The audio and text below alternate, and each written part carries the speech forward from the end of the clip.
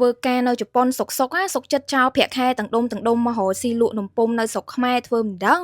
ដែលកន្លែងបងស្រីមានឈ្មោះថានំពុម្ពសូលីនៅខេត្តសៀមរាបហើយអីដែលខ្ញុំចាប់អារម្មណ៍ខ្លាំងជាងគេហ្នឹងគឺតូបរបស់គាត់នឹងហ្មងដោយសារតែតូបរបស់គាត់ទូចទេតែ vibe design អីចេញមកបែបជប៉ុនតំណងខ្លាំងមែនទែនហើយមានអារម្មណ៍ថាដូចយើងបានមកដើរលេងជប៉ុនអញ្ចឹងណាកលេចមកនំពុម្ពរបស់គាត់វិញគាត់មានដល់ទៅ3រសជាតិមានដូចជារសជាតិដើមរសជាតិសូកូឡាហើយម៉ាឆាហើយជំរឿនដែលខ្ញុំណែនាំបំផុតហ្នឹងគឺរសជាតិសូកូឡាហើយម៉ាឆាហ្នឹងហ្មងព្រោះរសជាតិហ្នឹងថ្មីប្លែកមាត់ញ៉ាំទៅអត់ទលាន់ទេបងស្រីគាត់ធ្វើមកល្មមញ៉ាំណាហើយអីដែលកាន់តែពិសេសហ្នឹងគឺ ingredient ទាំងអស់ហ្នឹងគឺយកមកពីជប៉ុនសុទ្ធសាធដោយសារតែម៉ែក្មេករបស់គាត់នឹងផ្ញើមកផ្ទាល់តែម្ដងចំពោះទឹកដៃបងស្រីវិញអាចនិយាយបានថាកម្រិតយិនសិនហើយដោយសារការគាត់នៅជប៉ុនហ្នឹងគាត់ធ្វើការឲ្យក្រុមហ៊ុនផលិតនំរហូតដល់ទៅ15ឆ្នាំហើយណោះហើយនំដែលគាត់ធ្វើហើយហ្នឹងគេយកទៅបោះលក់តាមម៉ាតអីអញ្ចឹងណាតែដោយសារតែគាត់ឆ្អែតឆ្អន់នឹងការធ្វើការឲ្យគេណាមួយទៀតគាត់មានគ្រួសារគាត់មានកូនត្រូវមើលអញ្ចឹងក៏គាត់សម្រេចចិត្តថាមកស្រុកខ្មែរវិញដំបូងឡើយហ្នឹងគាត់ចង់មកធ្វើការនៅខ្មែរវិញទេតែដោយសារតែកូនគាត់ជំរុញថាទឹកដៃធ្វើនំរបស់គាត់ឆ្ងាញ់ឲ្យសាក់បើកលក់ម្ដងមើល